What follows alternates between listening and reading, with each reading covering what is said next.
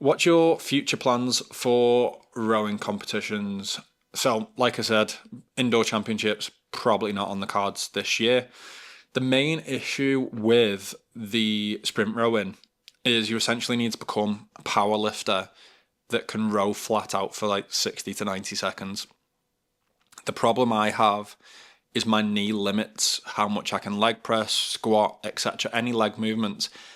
I'm not necessarily limited. I can still do a fair amount of weight, just not enough to get me to the point of strength I need to be competing with the sort of top two fellas in the sprint rowing world. Like, don't get me wrong, when I did enter it in 2023, I trained for like 8 weeks and came 10th in the country. So it's decent, but then for me to go from like 10th to first or second, we are talking a massive difference. So the issue with, it's not an issue, it's just science. The way sprint rowing works, for you to go slightly quicker, the amount of power you need is exponential. So if you want to go, say, 10 seconds quicker, you're looking at a massive difference in power output. And then every second after that gets an even bigger jump.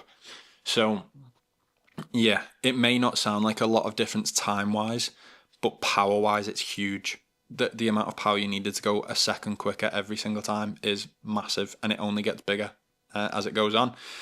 Like I said, there's not really a chance of me catching those top two. They're both taller than me. Like, I'm 6'4" myself.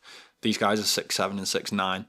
One is like a world champion or national champion sailor or something like that, and also holds the world record for the 500 meters. The other guy is Chris Scott, who's actually been on the podcast as well.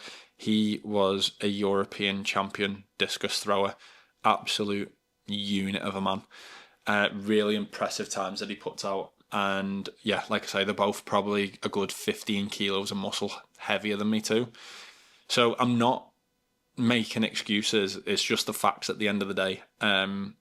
You do have mechanical limits at some point, and obviously my knee is going to be holding me back a little bit with that. To be able to compete with those guys, I'm pretty sure Chris squats like 300 kilos for a double or a treble or something stupid.